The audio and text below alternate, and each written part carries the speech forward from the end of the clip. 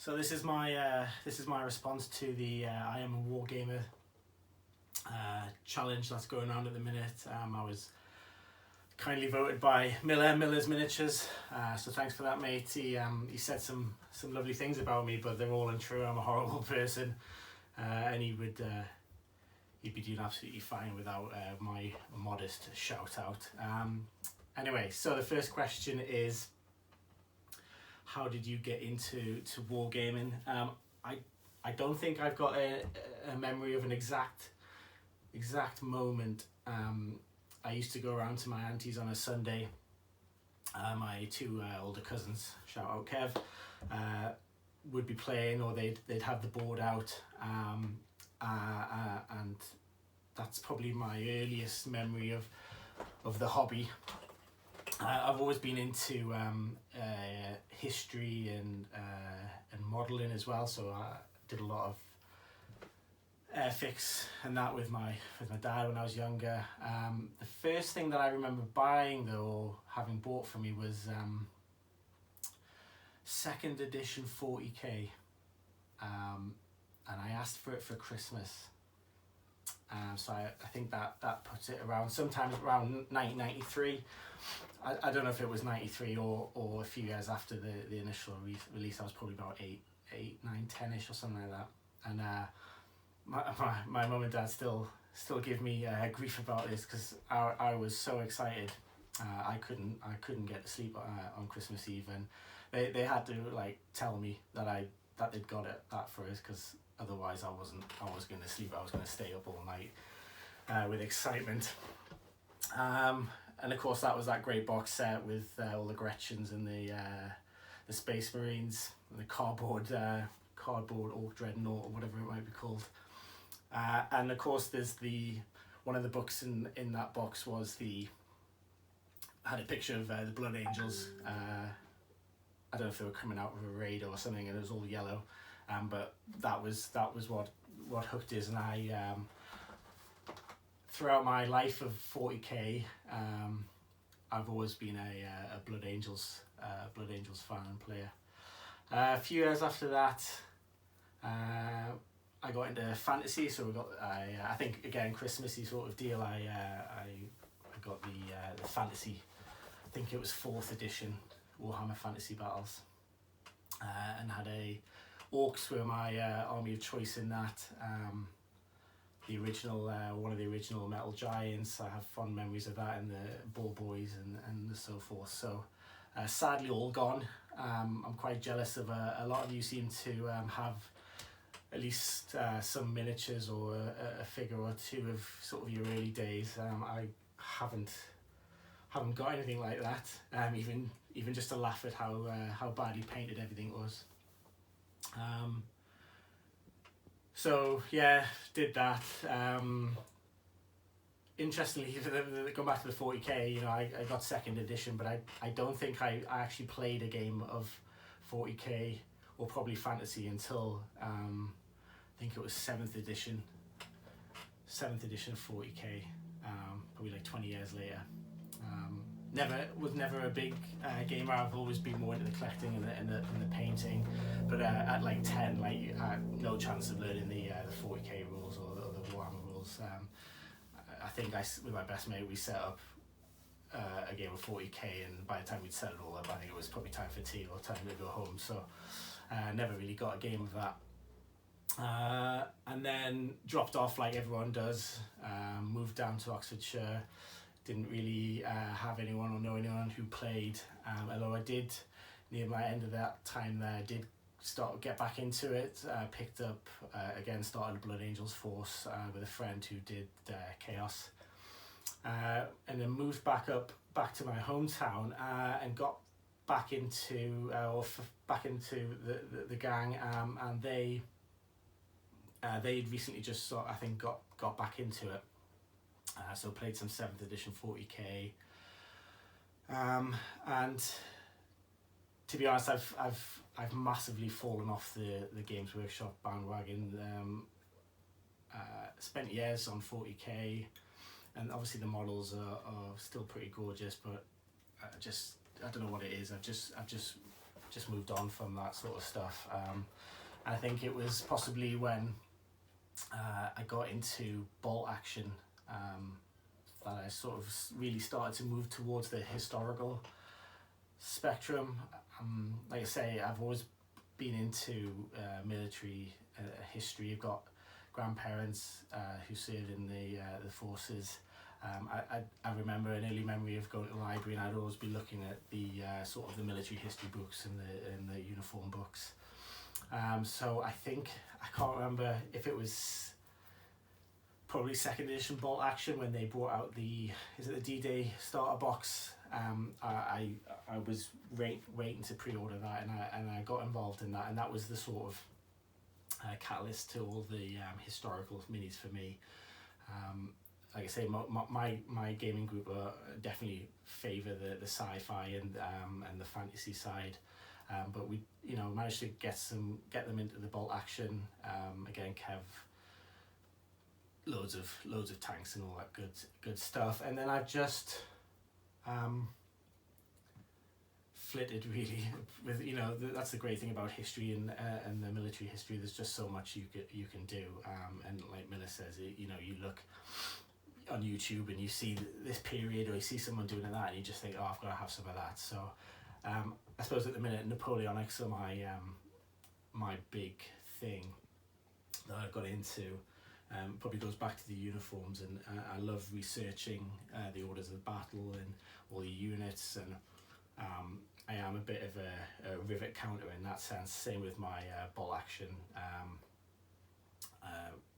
Researched all the German stuff, and my granddad served with the Royal Hampshires, World War II. So again, I've seen my British Army all around that sort of stuff. And then so Napoleonics is my big thing at the minute. Obviously started Infamy, and I'm desperately fighting any urges to try and to start English Civil War, some medieval stuff. So I'm from the northeast of England, and there's plenty going on here in terms of battles. Otterburn for a medieval one would be a fairly interesting one. The Percys and Delevils and all those good names. And yeah, that's it about that for getting into it, I suppose. The second question is, where would you like to see your channel in the next 5 years? Like a lot of people at the minute, I'm fairly new. I started YouTube maybe a year or 2 years ago. I can't remember if it was end of 2018. And then just put one video out, and then just didn't get back around to it. I tried again with the start of Infamy, and I think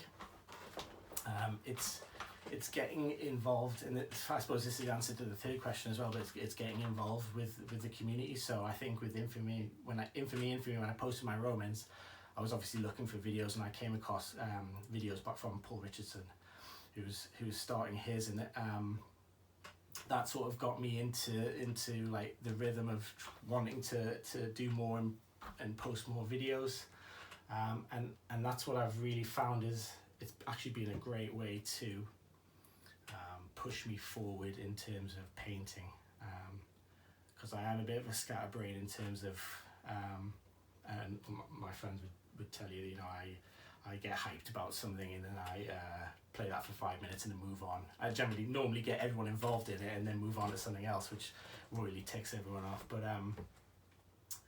having the YouTube channel really has focused me in terms of, it's not pressure to get it done. I'm not feeling like, oh, God, this is going to be hard, I'm going to have to get this done. But it's like, I want to post another video to show you, because the feedback from the community is phenomenal, and it really keeps you going. So I'm like, yes, let's get another unit done, let's get that recorded and get that put on there. And that's COVID's probably helped in terms of having, I'm not commuting to work and that, and being at home a bit more, means I'm not always maybe so tired, and I've seemed to just been on an absolute roll, and I think YouTube has been a real big part of that. I'm not trying to grow into some mega channel. I don't even know if that's possible in the sort of wargaming sort of genre, but it's not about growing anything.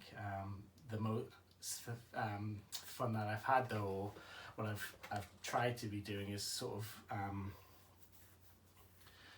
uniting, and it's rich for me coming in, just being the new boy and saying uniting the community. But what I wanted to do, or what I found quite quickly, is that I wanted to talk to people on a more friendly level, on a more personal basis, and so that's why I set up the Wargamers Anonymous Discord server. Incidentally, there's loads of Discord servers, but I wasn't aware of any of those, and I set mine up, and again the response has been brilliant, and it's been a great place to chat and hang out with people. And I think, like Miller says, you know, talk to people now as though they're sort of friends, even though we might have not met in person. But yeah, I'm not looking to grow it in any particular way, just whatever comes organically. You know, like I say, it's focused me to paint more stuff, and I'll just, as I paint more stuff, I'll put more videos out. That's what I'd like to do. I'd like to maybe try and do some battle reports. It's just the time, and obviously COVID's not a great time to do that. I have done some test stuff with Tabletop Simulator on the computer, so there's some options there. But we'll just see how it goes, basically. And then the last question is about advice for a new starter, and it's hard to, especially after a few rounds of this, it's hard to come up with anything that's sort of particularly unique or inspiring to tell people. But the just do it and keep it simple motto that people mention totally rings true. So I've got an iPhone. I just get a stand or a tripod, because I think that massively helps, rather than having the shaky cam. But you know, I've said it in my latest video about the 3D printing. I'm pretty lazy, to be honest. So the fact that I could record on my phone and then go to the YouTube app and hit upload, you know, that's good enough for me most of the time. I've started moving into doing a bit more editing, or like cutting. I'm getting to the point where I'm doing videos where I sort of feel I need to edit or cut them together a bit. I normally previously just done, you know, a one take, and if I mess up, I'll just do it again. I wasn't prepared to do cutting or editing. Some of the videos I've done recently sort of require that, so I've had to get into that. And of course, there's a bit of a what's the word, a theme at the minute of everyone wanting intro videos. So you know, I've gone down that route as well. But really, just if your phone camera, you know, your camera on your phone's good enough, or you've got maybe the DSLR or whatever, just take a video and just get on with it and just fling it up, you know. I think as soon as you start pressuring yourself to edit and cutting everything off, you know, just let the confidence build first, and just see how you go from there. So anyway, that's it. Thank you for everyone who's supported the channel so far. Like I say, the community's been amazing. And it's been a real experience so far getting into YouTube. And anyway, I am going to have to cut this now, because what I haven't done in my eagerness to chat to you all is think of some nominations, and that might be interesting, so give me a second. What a plum. Got distracted. Got some nominations, but now my camera's changed, the lighting's changed, I'm going to have to slice this all together. Had to have another can of beer. Didn't follow my own advice. One take, upload to YouTube. Don't worry about it. Anyway, nominations. I want to nominate the Stugmaster. He's a canny lad over in America. Does small scale 6mm, but does big armies, which look fantastic. He did that 24-hour live stream, which I thought was wicked. Not heard much from him recently, but would like to hear a bit more from him. I'm going to nominate Ignite Gaming, so that's O'Connell. So had some really great videos about getting into shop practice. Been a bit quiet recently, but he's been active on the Discord server, and he's done a really nice English Civil War piece for the Command Challenge. So I'd like to know a little bit more about O'Connell. And thirdly, I want to vote or nominate Phil R. So Phil's done. He's commented loads on a lot of my channels. Always been really supportive. Really helped with my confidence initially. So I want to know a bit more about Phil. He does some fantastic, almost like movie-like videos, really thematical. Some lovely painted armies and that. So I'd like to know a bit more about Phil. Anyway, finally done. Thanks again for nominating us, Miller, and thanks for watching, and we'll see you later. Ta-ra.